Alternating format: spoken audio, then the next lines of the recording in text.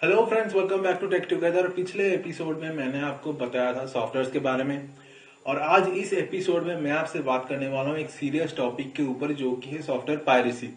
आप लोगों ने मूवी पायरेसी या फिर वीडियो पायरेसी के बारे में तो सुना ही होगा, पर सॉफ्टवेयर पायरेसी उससे भी ज्यादा खतरनाक है। तो चलिए देखते हैं क्या है सॉफ्टवेयर पायरेसी, क्यों और कैसे किया जाता है सॉफ्टवेयर पायरेसी, लोग क्यों पायरेटेड सॉफ्टवेयर को यूज करते हैं, क्यों इनको यूज नहीं करना चाहिए और साथ ही साथ इसका ऑल्टरनेटिव सोल्यूशन क्या है। Let's go.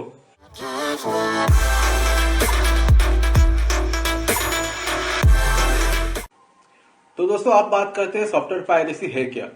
सॉफ्टवेयर पायरेसी को अगर आसान शब्दों में समझाऊं तो किसी भी सॉफ्टवेयर का जब अनऑथराइज्ड यूज होता है तो उसे सॉफ्टवेयर पायरेसी कहा जाता है। जब भी हम अपने कंप्यूटर में किसी भी सॉफ्टवेयर को इंस्टॉल करते हैं तो एक लाइसेंस एग्रीमेंट का पेज आता है जिसपे हमें आई एग्री का बटन दबाना पड़ता है, पर हम में से कोई भी इस लाइसेंस एग्रीमेंट को पूरी तरह से नहीं पढ़ता। बस धनाधन नेक्स्ट का बटन दबाते जाओ और सॉफ्टवेयर तो इंस्टॉल हो ही जाएगा। इस लाइसेंस एग्रीमेंट को कहा जाता है एंड यूजर लाइसेंस एग्रीमेंट, जिसका शॉर्ट फॉर्म होता है यूला। इस लाइसेंस एग्रीमेंट में बहुत सारे कंडीशंस होते हैं जिसमें लिखा होता है कि आप अपने सॉफ्टवेयर में के साथ क्या क्या नहीं कर सकते हैं। जितने भी कंडीशन से एग्रीमेंट में होते हैं वो सारे के सारे इंटरनेशनल कॉपीराइट एक्ट के अंदर बनाए जाते हैं। तो अगर आपने इन कंडीशंस में किसी का भी वायोलेशन किया यानी कि उल्लंघन किया है तो आप सॉफ्टवेयर पायरेसी का अपराधी हैं। तो चलिए देखते हैं क्या क्या कंडीशंस होते हैं इस एग्रीमेंट में। दोस्तों, सबसे पहला जो कंडीशन हमारे पास आता है वो होता है कॉपीराइट का, यानी कि ये सॉफ्टवेयर हमारी कंपनी ने बनाया तो इसका नाम, इसका लोगो, इसका आइकॉन, इसका फॉन्ट, इसका इंटरफेस सब कुछ हमारी कंपनी की प्रॉपर्टी है, हमारी कंपनी का ट्रेडमार्क है। आप इसको कहीं पे भी अपने नाम से या फिर इसका कोई डुप्लीकेट नहीं बना सकते, अपने नाम से यूज नहीं कर सकते। ये हो गया कॉपीराइट एक्ट। जब भी हम बात करते हैं फ्री ओएस यानी कि ओपन सोर्स सॉफ्टवेयर का, तो वो कॉपीराइट को छोड़ के और भी किसी भी कंडीशन के बारे में स्ट्रिक्ट नहीं होते। और जब हम बात करते हैं पेड कमर्शियल लाइसेंस ओएस के बारे में, तो इसके साथ साथ उनके पास और भी बहुत सारे कंडीशंस हैं जो कि अपने एग्रीमेंट में वो अप्लाई कर देते हैं। दूसरा कंडीशन हमारे पास है कॉपी प्रोटेक्शन का। आप हमारे सॉफ्टवेयर का कोई भी कॉपी नहीं बना सकते, अपने दोस्त के साथ शेयर नहीं कर सकते। मान लीजिए कि आपके दोस्त ने एक नया वीडियो गेम खरीदा है और आपने उससे उसके जो डिस्क है उसका कॉपी बना लिया, तो वो एक सॉफ्टवेयर पायरेसी है। या फिर मान लीजिए आपने एक नया सॉफ्टवेयर लिया है और आपके दोस्त ने उसको आपके हार्ड डिस्क से कॉपी कर लिया पेन ड्राइव में, तो वो भी सॉफ्टवेयर पायरेसी है। आप किसी भी सॉफ्टवेयर को अगर खो जाता है तो उसका बैकअप नहीं बना सकते। अगर आपने खरीदा है तो आपको खो गया तो आपको नया खरीदना पड़ता है, तो वो भी कॉपी प्रोटेक्शन के अंडर आता है। अगला कंडीशन हमारे पास आता है रेंटिंग का, यानी कि आप अपने सॉफ्टवेयर को कहीं पे भी भाड़े पे नहीं दे सकते हैं। अगला कंडीशन है सॉफ्ट लिफ्टिंग, मतलब आप किसी के दूसरे के सॉफ्टवेयर को उससे बोरो नहीं कर सकते, उसका यूज नहीं कर सकते। अगर सॉफ्टवेयर उसने खरीदा है तो वही यूज करेगा। अगला कंडीशन हमारे पास आता है ओवर यूज का। आप एक सॉफ्टवेयर को एक सिस्टम में एक ही बार यूज कर सकते हैं। इसका मतलब होता है कि किसी भी सॉफ्टवेयर को आप दो सिस्टम में दो बार यूज नहीं कर सकते या फिर एक सिस्टम में दो बार इंस्टॉल नहीं कर सकते। तो उसके बाद अगला कंडीशन आता है डिस्ट्रीब्यूशन का। आप अपने सॉफ्टवेयर को मार्केट में बेच नहीं सकते। अगर आप सॉफ्टवेयर के ओनर है तो सही है, लेकिन अगर आप यूजर हैं और अगर आप ऑथोराइज डीलर नहीं है तो आप सॉफ्टवेयर की ना तो कॉपी बना के बेच सकते हैं, ना ही अपने सॉफ्टवेयर को किसी दूसरे आदमी को बेच सकते हैं। वो होता है डिस्ट्रीब्यूशन का कंडीशन। और आखिर में आता है प्रॉफिट का कंडीशन, जो कि बहुत ही सिंपल है। आप अपने सॉफ्टवेयर को किसी भी प्रॉफिट वाले काम के लिए यूज नहीं कर सकते। सॉफ्टवेयर बेसिकली दो ही तरह के होते हैं, एक होता है इंडिविजुअल यानी कि पर्सनल यूज के लिए और दूसरा होता है बिजनेस यूज के लिए। तो अगर आप अपने पर्सनल सॉफ्टवेयर को बिजनेस प्रॉफिट के लिए यूज करते हैं तो आप सॉफ्टवेयर पायरेसी के अपराधी हैं। इस तरह से हमें अपने घर के सिलेंडर को हम कमर्शियल यूज के लिए यूज नहीं कर सकते, उसके लिए अलग से 19 केजी का सिलेंडर लेना पड़ता है। उसी तरह से जब आप बिजनेस के लिए सॉफ्टवेयर को यूज करते हैं तो आपको बिजनेस लाइसेंस वाला सॉफ्टवेयर ही लेना पड़ेगा। और आखिर में जो बड़ा कंडीशन आता है वो होता है ऑनलाइन पायरेसी का, यानी कि आप अपने सॉफ्टवेयर की कॉपी बना के किसी भी ऑनलाइन होस्टिंग साइट पे या फिर टोरेंट साइट पे या फिर किसी क्लाउड सर्वर पे अपलोड नहीं कर सकते। तो ये होता है ऑनलाइन कंडीशन। मैंने एक झलक दिया है कुछ कंडीशंस का, इसके अलावा भी बहुत सारे कंडीशंस होते हैं। तो अगर आप उनके बारे में जानना चाहते तो अगली बार जब आप सॉफ्टवेयर इंस्टॉल करेंगे तो अपने लाइसेंस एग्रीमेंट को जरूर ध्यान से पढ़िएगा। तो चलिए देखते हैं आप कैसे होता है सॉफ्टवेयर पायरेसी, कितने तरह के होते हैं और लोग क्यों करते हैं। दोस्तों, सॉफ्टवेयर पायरेसी एक ऐसा क्राइम है जो कि कुछ लोग अनजाने में करते हैं, कुछ लोग जानबूझ के करते हैं और कुछ लोगों के लिए एक बिजनेस होता है। अगर मैं टाइप्स की बात करूं तो सबसे पहला जो टाइप हमारे पास आता है वो होता है होम पायरेसी। ज्यादातर लोग अनजाने में ही अपनी सॉफ्टवेयर की कॉपी बना लेते हैं या फिर गेम की कॉपी बना लेते हैं, दोस्तों के साथ शेयर करते हैं या फिर उसका बैकअप बना लेते हैं। तो इसे कहा जाता है होम पायरेसी। एक बहुत ही बेसिक लेवल पे होता है, ये उतना खतरनाक इसलिए नहीं है क्योंकि एक लिमिटेड सर्कल के अंदर ही होता है, ज्यादा फैलता नहीं है। दोस्तों, दूसरा जो पायरेसी का टाइप आता है वो होता है रीसेलर पायरेसी, यानी कि जो कंप्यूटर बेचने वाले दुकानदार करते हैं। जब भी हम कोई नया कंप्यूटर खरीदने जाते हैं तो ज्यादातर लोगों को कुछ पता नहीं होता उसके बारे में, क्या अच्छा है क्या बुरा है, क्या लेना है क्या नहीं लेना है। तो दुकानदार जो बोलता है उसे ही हम सही मान लेते हैं। अभी जब भी आप कोई ब्रांडेड लैपटॉप या डेस्कटॉप लेते हैं तो उसके साथ आपको प्री इंस्टॉल्ड सॉफ्टवेयर या ओएस मिल जाता है। पर अगर आप असेंबल्ड पीसी लेते हैं तो उसके साथ आपको कुछ प्री इंस्टॉल नहीं मिलता, अगर अलग से आपको ओएस या सॉफ्टवेयर खरीदना पड़ता है। कुछ दुकानदार ओरिजिनल ओएस का पैसा तो लेते हैं पर आपको एक पायरेटेड ओएस दे देते हैं और उसके साथ एक बैकअप की डिस्क दे देते हैं, जो कि कोई प्रॉब्लम हुआ तो आप उसको यूज कर सकते हैं। ये गलत है, इसे ही कहा जाता है रीसेलर पायरेसी। मैं ये नहीं कह रहा कि हर दुकानदार ऐसा करता है, कुछ दुकानदार ओरिजिनल भी देते हैं और कुछ दुकानदार तो ओपनली आपको ऑप्शन देते हैं कि आपको फ्री वाला डुप्लीकेट चाहिए या फिर 7,000 का ओरिजिनल ओएस चाहिए। ज्यादातर लोग डुप्लीकेट ही पसंद करते हैं क्योंकि 20,000 की डेस्कटॉप के लिए 7,000 का ओएस कौन खरीदेगा। उस 7,000 रुपए में आपको कंप्यूटर का अच्छा डेस्क मिल जाएगा, प्रिंटर, स्कैनर, यहाँ तक कि अच्छा वाला ग्राफिक्स कार्ड भी आपको मिल जाएगा। इसीलिए ज्यादातर लोग डुप्लीकेट को ही चूज करते हैं और इसी तरह से रीसेलर पायरेसी को बढ़ावा मिलता है। दोस्तों, अगला जो टाइप हमारे पास आता है वो होता है ऑनलाइन पायरेसी, जो कि ज्यादातर हैक्टिविस्ट या हैकर करते हैं। किसी भी ब्रांडेड प्रीमियम पेड सॉफ्टवेयर को हैक करके उसका क्रैक, पैच या कीजन बना के उसे बिल्कुल फ्री कर देते हैं, फिर उसको किसी ऑनलाइन होस्टिंग साइट पे या टोरेंट साइट पे अपलोड कर देते हैं। अभी लोग वहां से डाउनलोड करते हैं, उसे यूज करते हैं, ना ही कोई पैसा देना पड़ता है ना ही कोई रजिस्टर करना पड़ता है। इसे ही कहा जाता है ऑनलाइन पायरेसी। पर हैकर्स ऐसा क्यों करते हैं? ज्यादातर हैकर्स ऐसा काम पैसे के लिए नहीं करते हैं बल्कि अपना नाम कमाने के लिए या फिर फेम के लिए करते हैं। उनका एक मोटो होता है कि सॉफ्टवेयर किसी कंपनी की जागीर नहीं है, सबको उसे यूज करने का पूरा पूरा हक है और हमारा काम है उसे शेयर करना। ऐसा ही कुछ सोच होता है जिसके लिए वो हैकिंग करते हैं। पर वो करते कैसे हैं? जब भी हम बचपन में कोई मैथ का प्रॉब्लम सॉल्व करते थे तो उसमें एक होता था, कोई प्रॉब्लम हमें नहीं आ रहा है तो उसका झट से उसका आंसर देख लेते थे और फिर उसका बैक कैलकुलेशन करने की कोशिश करते थे। हैकर्स भी कुछ इसी तरीके से किसी भी सॉफ्टवेयर का जो सिस्टम फाइल्स होते हैं उसे देख के पता लगाने की कोशिश करते हैं कि उसका सोर्स कोड कैसा होगा और उसी हिसाब से प्रोग्रामिंग के जरिए उसका क्रैक, पैच या कीजन जैसे बहुत सारे टूल्स बनाते हैं, जिसे कहा जाता है रिवर्स प्रोग्रामिंग। इसी तरह से ऑनलाइन हैकिंग की जाती है। अब ये ऑनलाइन हैकिंग रीसेलर हैकिंग से ज्यादा खतरनाक है। इसका मेन रीजन यही है कि जब कोई रीसेलर आपको पायरेटेड सॉफ्टवेयर देता है तो उसने किसी ऑनलाइन होस्टिंग साइट या टोरेंट साइट से ही डाउनलोड किया होता है। तो अगर ऑनलाइन पायरेसी को हम बंद कर देते हैं तो उसी साथ साथ रीसेलर पायरेसी भी अपने आप कम हो जाएगा।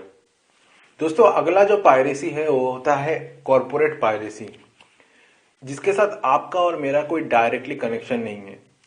कुछ बड़ी बड़ी सॉफ्टवेयर कंपनियां अपने मार्केट में अपने कंपटीशन को कम करने के लिए कुछ ट्रिक्स का इस्तेमाल करते हैं। कभी कभी वो अपने ओपोनेंट कंपनी को हैक करके उसकी सॉफ्टवेयर को लीक करवाने की कोशिश करते हैं या फिर उससे किसी एम्प्लॉय को पैसे देकर सॉफ्टवेयर को लीक करवाते हैं या फिर उसमें कोई गड़बड़ करने की कोशिश करते हैं या फिर कभी कभी डिस्ट्रीब्यूटर्स को पैसा देके उस सॉफ्टवेयर की सेल को जो है उसे कम करने की कोशिश करते हैं। और भी बहुत सारे ट्रिक्स वो यूज करते हैं जिसे कहा जाता है कॉर्पोरेट पायरेसी। अभी कॉर्पोरेट पायरेसी से हमारा कोई डायरेक्ट कनेक्शन तो नहीं है पर हमें कुछ लॉसेस भी होते हैं। जैसे कि मान लीजिए कोई नया सॉफ्टवेयर रिलीज होने वाला है और आप उसके लिए वेट कर रहे हैं और किसी दूसरे कंपनी ने उस सॉफ्टवेयर को लीक करवा दिया, तो और कंपनी ने डिसाइड किया जो उसका जो रिलीज डेट था उसने उसको डिले कर दिया। तो इसमें थोड़ा बहुत लॉस हमारा है लेकिन हमारा कोई डायरेक्ट कनेक्शन नहीं होता, हमारा कोई डायरेक्ट हाथ नहीं होता इसमें। दोस्तों, अगला जो पायरेसी का टाइप होता है वो होता है इंडस्ट्रियल पायरेसी, जो कि सबसे ज्यादा खतरनाक है क्योंकि बहुत बड़े लार्ज स्केल में किया जाता है। जितने भी टाइप्स मैंने पहले आपको बताया वो सारे के सारे इंडस्ट्रियल पायरेसी के साथ डायरेक्टली या इनडायरेक्टली कनेक्टेड रहते हैं। जिस तरह से ड्रग डीलर्स और स्मगलर्स का एक नेटवर्क होता है, उसी तरह से इंडस्ट्रियल पायरेसी का भी बहुत बड़ा नेटवर्क होता है। बेसिकली इसमें होता ही है कि कोई ग्रुप या इंडिविजुअल किसी ब्रांडेड सॉफ्टवेयर का जो ओरिजिनल होता है उसकी हूबहू नकल बनाता है बहुत बड़े क्वांटिटी में। उसके पैकेजिंग से लेके उसके डिश तक की हूबहू नकल की जाती है और उसे उसी मार्केट में बेचा जाता है जहां के ओरिजिनल सॉफ्टवेयर अवेलेबल होता है। एक ब्लैक मार्केट के ब्लैक प्रोडक्ट को एक व्हाइट मार्केट के व्हाइट प्रोडक्ट के साथ बेचा जाता है, इसीलिए इसे कहा जाता है ग्रे मार्केट प्रोडक्ट। इससे सबसे ज्यादा खतरा होता है सॉफ्टवेयर कंपनीज को, क्योंकि उनको उनका प्रॉफिट नहीं मिलता। उनके नाम का यूज करके कोई दूसरा होता है जो प्रॉफिट लेके चला जाता है। साथ ही साथ हमें भी बहुत बड़ा नुकसान होता है, क्योंकि हम ओरिजिनल का पैसा देके एक डुप्लीकेट सॉफ्टवेयर ले रहे हैं जो कि ज्यादातर केसेस में आपके कंप्यूटर में इंस्टॉल ही नहीं होगा। अगर इंस्टॉल हो भी जाता है तो उसके साथ जो एक्टिवेशन किया आता है वो बिल्कुल फेक होता है। तो ज्यादा से ज्यादा आपको एक ट्रायल वर्जन या डेमो वर्जन ही मिल पाता है। इंडस्ट्रियल पायरेसी इसीलिए सबसे बड़ा खतरा है सॉफ्टवेयर पायरेसी के लिए। तो दोस्तों, अगर सॉफ्टवेयर पायरेसी गैर कानूनी है तो क्यों लोग यूज करते हैं पायरेटेड सॉफ्टवेयर का? व्हाई? इसके लिए 3 फैक्टर्स जिम्मेदार है। पहला है साइकोलॉजी, यानी कि ह्यूमन साइकोलॉजी। ह्यूमन साइकोलॉजी के 2 पहलू इसमें काम करते हैं। पहला है कि अगर कोई भी चीज फ्री आपको मिल रहा है तो अच्छा नहीं है, जो चीज महंगा है वही अच्छा है। जो डॉक्टर बिना पैसे के इलाज करता है वो अच्छा डॉक्टर नहीं है, जो 2000 की फीस लेता है वही अच्छा वाला डॉक्टर है। इसी तरह से जो सॉफ्टवेयर मार्केट में फ्री मिल रहा है वो अच्छा वाला नहीं होगा, जिसके लिए पैसे देने पड़ते हैं, पे करना पड़ता है, लाइसेंस मिलता है, वही अच्छा वाला होगा। तो एक साइकोलॉजिकल फैक्टर होता है। और दूसरा फैक्टर यही होता है कि अगर कोई सर्विस कोई या फिर कोई चीज आपको बिना पैसे दिए मिल जाए तो उसमें बहुत बड़ा मजा आता है सबको। मान लीजिए कि कुछ लोग ऐसे होते हैं कि बिना टिकट के मूवी देखने चले जाते हैं, बिना टिकट पे ट्रेन पे चढ़ जाते हैं, टीटी क्या उखाड़ लेगा मेरा। तो एक अलग सा एडवेंचर होता है कि एक चीज के लिए हमें पैसे देने पड़ते थे पर हमें उससे फ्री मिल ले रहे हैं उससे। तो यही फैक्टर काम करता है सॉफ्टवेयर से केसेस में भी। विंडोज 10 निकल गया भाई, सर्च मार गूगल पे कहां मिलेगा फ्री क्रैक वर्जन, ऐसा वैसा फ्री फुल वर्जन। तो लोग सर्च करते थे। गूगल का काम होता है सर्च रिजल्ट दिखाना, उसने दिखा दिया, आपने डाउनलोड कर लिया, हो गया पायरेसी। तो ये होता है साइकोलॉजिकल फैक्टर के लोग क्यों पायरेटेड सॉफ्टवेयर को यूज करते हैं इतना। दूसरा फैक्टर आता है नीड का। हम लोगों को पता है कि पहले के दिनों में हमारे देश के हर गली में, हर नुक्कड़ के हर चौराहे पे एक दुकान हुआ करता था जिसके ऊपर 3 वर्ड्स लिखे होते थे, STD ISD PCO। वक्त बदला, टेक्नोलॉजी बदला, लोगों की जरूरतें बदली और साथ ही साथ हुई 3 वर्ड्स बदल गए। जेरोक्स, कलर प्रिंटआउट और स्टूडियो में आपको कहीं पे भी मिल जाएंगे हमारे देश में। अभी उस दुकान में जो आदमी बैठता है, जो कि अनएम्प्लॉयड है, जिसको कहीं पे नौकरी नहीं मिली, जो दिन के बहुत मुश्किल से 200 रुपए कमा लेता है, क्या उसके लिए पॉसिबल है 7000 रुपए का विंडोज यूज करना, 6000 का MS ऑफिस यूज करना या फिर 8000 का फोटोशॉप यूज करना? पॉसिबल नहीं होगा कभी भी। तो एक नीड की बात आती है कि इतना महंगा सॉफ्टवेयर हर कोई यूज नहीं कर सकता। उसका ऑल्टरनेटिव यही होता है कि पायरेटेड वर्जन्स। तो वो होता है नीड का फैक्टर। आखिर में आता है तीसरा फैक्टर, जो कि ग्रीड, मतलब लालच का फैक्टर। अभी इसका मैं एक एग्जांपल दूं तो किस तरह से पायरेटेड सॉफ्टवेयर से लोग अपना प्रॉफिट कमाते हैं। हमारे देश में बहुत सारे बैंक है और उसके बहुत सारे ब्रांचेस भी हैं। तो किसी भी बैंक के ब्रांच में जब भी कोई नया कंप्यूटर आता है तो उसे मतलब सॉफ्टवेयर उसमें अपलोड करने के लिए बैंक का हेडक्वार्टर जो होता है वो टेंडर निकालता है। अभी जो कंपनी उसमें डाटा एंट्री के लिए सबसे कम पैसे में अपना काम करेगी उसे टेंडर मिल जाता है। अभी जो कंपनी कम पैसे ले रही है, क्या गारंटी कि वो ओरिजिनली सॉफ्टवेयर उसमें इंस्टॉल करेंगे? वो अपने डुप्लीकेट्स भी तो यूज कर सकते हैं। तो एक बात आती है लालच की। कंपनी ने आपसे पैसा ले लिया, 7000 का OS है, 6000 का MS ऑफिस है, तो ले लिया। एक ब्रांच में कम से कम 5 कंप्यूटर होते हैं तो उसे 5 से आप मल्टीप्लाई कर लीजिए, 7 और 6 हो गए 13000 को मल्टीप्लाई कर लीजिए 5 से। और अगर एक बैंक के 200 ब्रांच है तो 5 के साथ और 200 से भी उसको मल्टीप्लाई कर लीजिए। तो कितना अमाउंट होता है, जिसका कितना बड़ा वो लोग चोरी करते हैं अपने पायरेटेड सॉफ्टवेयर को यूज करके।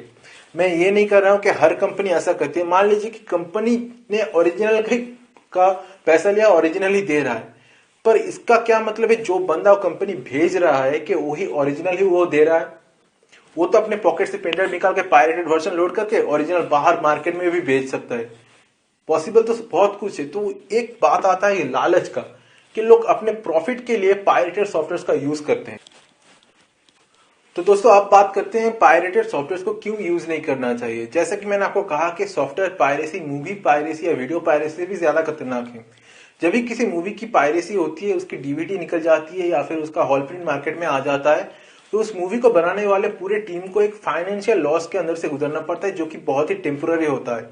इसका मतलब ये नहीं होता कि डायरेक्टर कोई दूसरी मूवी नहीं बनाएगा या फिर जो जिस टीम ने उसके ऊपर काम किया है उसको कोई दूसरी मूवी में काम नहीं मिलेगा। अगली मूवी शायद उनकी 200 करोड़ से ऊपर की कमाई कर ले। पर जब बात आती है सॉफ्टवेयर पायरेसी की, तो अगर एक सॉफ्टवेयर हैक हो जाए, उसका पायरेटेड वर्जन निकल जाता है, तो इसका मतलब सॉफ्टवेयर की जो सिक्योरिटी है वो अच्छी नहीं है। कंपनी का इमेज खराब हो जाता है, बहुत सारी कंपनियां बंद हो जाती हैं, लोगों की नौकरियां चली जाती हैं। That's a disaster. इसीलिए पायरेटेड सॉफ्टवेयर को जितना हो सके हमें कम यूज करना चाहिए। अब एक दूसरा एग्जांपल मैं आपको देता हूं कि क्यों ये गलत है। मान लीजिए आप अपने ऑफिस में जितने भी प्रोजेक्ट्स हैं, जितने भी फाइल्स हैं, अपने बॉस को खुश करने के लिए सबको कंप्लीट कर लिया बहुत अच्छी तरीके से। आपके बॉस ने उन फाइल्स को देखा है और देखने के बाद खुश होकर सैलरी बढ़ा दी। आपकी नहीं, उस चपरासी की सैलरी बढ़ा दी जो आपके टेबल से बॉस के टेबल तक फाइल्स लेके जाता है। तो फिर आपको कैसा लगेगा? बिल्कुल ऐसा ही लगता है सॉफ्टवेयर प्रोग्रामर्स को, जो कि दिन रात महीनों के महीनों सालों के साल मेहनत करके एक सॉफ्टवेयर को बनाते हैं और पूरी क्रेडिट लेके जाते हैं एक हैकर, जो हैक करके उसे फ्री बना देता है। तो इसीलिए ये गलत है और सॉफ्टवेयर पायरेसी को रोकना चाहिए हमें। दोस्तों अभी दूसरा जो रीजन है वो है सिक्योरिटी इशू। जो बंदा, जो हैकर एक मल्टीनेशनल कंपनी के $1 बिलियन सॉफ्टवेयर को हैक करके उसे बिल्कुल फ्री बना सकता है, तो क्या उसमें इतना टैलेंट नहीं है कि उसे थोड़ा और हैक करके उसे एक स्पाईवेयर में कन्वर्ट कर दे, जो कि आपके कंप्यूटर से आपके पर्सनल इंफॉर्मेशन, आपकी क्रेडिट कार्ड इंफॉर्मेशन, आपका पर्सनल पिक्चर्स, आपके वीडियोस, इन सबको चोरी करके ऑनलाइन शेयर कर दे? जरूर कर सकता है, इतना टैलेंट तो उसमें जरूर होगा। और ये सिर्फ आपकी पर्सनल सिक्योरिटी के लिए खतरा नहीं है। जैसे कि मैं आपको कहा कि हमारे बैंकिंग सेक्टर्स में भी पायरेटेड सॉफ्टवेयर यूज हो सकते हैं। तो हमारे जो बैंक अकाउंट्स होते हैं, हमारे फाइनेंशियल सेक्टर्स, इंश्योरेंस, इन सबको भी हैक किया जा सकता है बहुत ही इजीली थ्रू पायरेटेड सॉफ्टवेयर। जितने भी सेलिब्रिटी लीक्स और पॉलिटिकल लीक्स होते हैं वो ज्यादातर पायरेटेड सॉफ्टवेयर की वजह से ही होता है। यहां तक कि जो मूवी पायरेसी होती है वो भी पायरेटेड सॉफ्टवेयर को के जरिए ही किया जाता है। मान लीजिए कि जो मूवी जो बनाने के बाद जो एडिटर जो उसे एडिट कर रहा है, अगर वो जेन्युइन सॉफ्टवेयर की जगह पायरेटेड सॉफ्टवेयर यूज करता है, तो वो मूवी हैक हो सकता है और इजीली लीक हो सकता है। तो इसीलिए सिक्योरिटी इशू की वजह से पायरेसी को, सॉफ्टवेयर पायरेसी को जल्द से जल्द खत्म करना पड़ेगा हमें। अभी दूसरा जो रीजन है वो है क्रिमिनल मोटिवेशन। यानी कि जब भी आप पायरेटेड सॉफ्टवेयर को ज्यादा यूज करते हैं तो हैकर्स को एक मोटिवेशन मिलता है कि लोग हमारे चीज को यूज कर रहे हैं, और क्या कर सकते हैं, और किस चीज को हैक कर सकते हैं। इसके वजह से हैकर्स को एक अलग मोटिवेशन मिलता है कि हमें और कुछ करना है। तो ये गलत है। इसी एक तीसरा रीजन है जिसके लिए पायरेटेड सॉफ्टवेयर को यूज करना हमें छोड़ना चाहिए।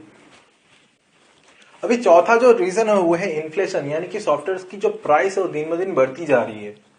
इसका रीजन ये है, जब भी कोई सॉफ्टवेयर मार्केट में आता है और उसकी पायरेसी हो जाती है, तो सॉफ्टवेयर कंपनी अपने प्रॉफिट को रिकवर करने के लिए उसकी प्राइस बढ़ा देता है। आप और मैं अगर पायरेटेड सॉफ्टवेयर को छोड़ के ओरिजिनल सॉफ्टवेयर खरीदना शुरू कर दे, तो ये जो प्राइसिंग है वो कम करने लगेगी कंपनियां। तो इससे हमें भी फायदा है, कंपनियों को भी फायदा है। तो ये चौथा रीजन है सॉफ्टवेयर पायरेसी ना करने का।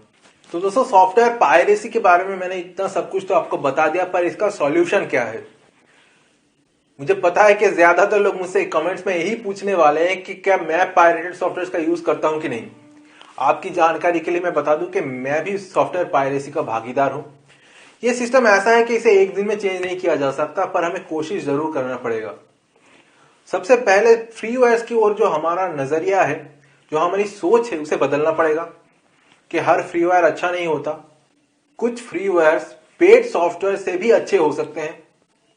अगर मैं सर आइजैक न्यूटन की भाषा में कहूं तो for every paid licenseware there is a similar or better freeware. जितने भी सॉफ्टवेयर आपको पैसे देके मार्केट में मिल जाते हैं, उसका कोई ना कोई सिमिलर फ्री वर्जन भी मिलता है आपको। जैसे कि अब MS ऑफिस का ऑल्टरनेटिव होगा लिब्रे ऑफिस, जो कि बिल्कुल फ्री है। एडोब फोटोशॉप का अगर ऑल्टरनेटिव लेते हो वो होता है आपका गिम्प। अगर इलास्ट्रेटर के ऑल्टरनेटिव या फिर कोरल ड्रॉ के ऑल्टरनेटिव की बात करूं तो उसके लिए आपका आता है इंकस्केप। और सबसे बड़ा जो एग्जांपल होगा वो है विंडोज का जो ऑल्टरनेटिव आता है वो होता है लिनक्स, जो कि फ्री होने के साथ साथ उससे ज्यादा सिक्योर भी है। ना ही उसमें कोई वायरस रिलेटेड प्रॉब्लम्स आते हैं, ना ही उसे हैक करना इतना आसान होता है।